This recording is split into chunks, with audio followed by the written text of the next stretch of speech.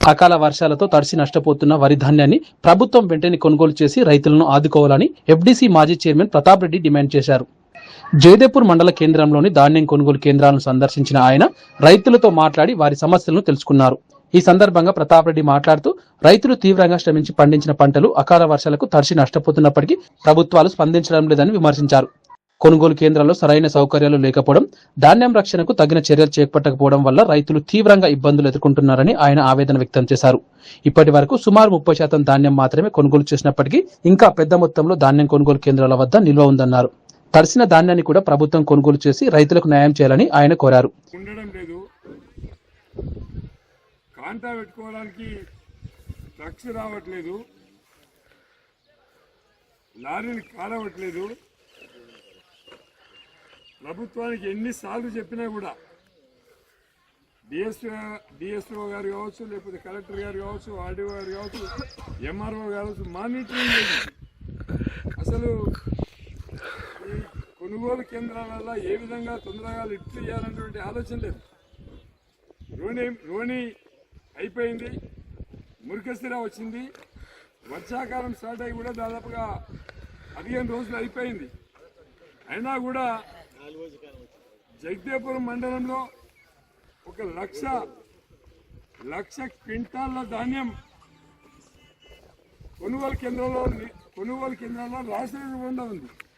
రైతులు కష్టపడి సొంత బ్యాగులు కొనుక్కొచ్చుకొని, ట్రక్ సీట్లు కొనుక్కొచ్చుకొని, కప్పి పెట్టుకొని రాత్రిపూట దీని మీద పడుకుంటున్నారు.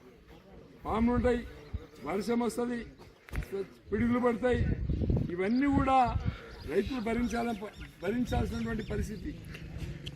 ఇది గజ్వేల్ సంత, ఇది జగదేపురం సంత. రేపు దీని నిండా పశువులు ఉంటాయి. ఆ వచ్చిన పశువులు ఈ ధాన్యాన్ని మొత్తం బుక్తాయి. మరి రైతులు ఎక్కడ కావాలి ఉండాలి?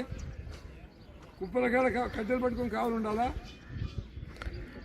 ఇవన్నీ కూడా ఎన్నిసార్లు చెప్పినా, ఎన్నిసార్లు మొత్తుకున్నా, ధర్నా చేసినాం, దీక్షలు చేసినాం, రస్తా రోకోలు చేసినాం. అయినా ప్రభుత్వానికి ఇంకిత జ్ఞానం లేదు, కనీసం సోయి లేదు. పండించిన పంటలు కొనుగోలు చేయకపోతే ముఖ్యమంత్రి గారేమో వడ్లేయద్దు, మక్కలు వేయకుండి, సన్ఫ్లవర్ వేయకుండి అని గర్ర వేయమంటున్నావా? వ్యవసాయం చేయకపోతే ఏం చేయాలి? వ్యవసాయం చేయొద్దని చెప్తుండు ముఖ్యమంత్రి, వరి నాటు వేయొద్దని చెప్తుండు ముఖ్యమంత్రి. కరెంటు బంద్ చేసిండు, కొనుగోలు కేంద్రాలలో చేతులు ఎత్తేసారు. మరి పరిస్థితి ఏంటి? దీన్ని కూడా దృష్టిలో పెట్టుకొని ఇలా జగదేపురం మార్కెట్ యార్డ్లో తిరిగినాం. యాక్చువల్గా నిన్ననే 4వ తారీఖు నాడు రాజీవ్ రహదారిని దిగ్బంధం చేస్తామని చెప్పినాం.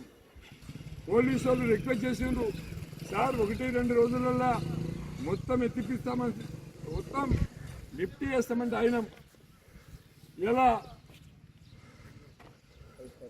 5వ తారీఖు ఇంకా 2-3 రోజులు టైం ఇస్తాం.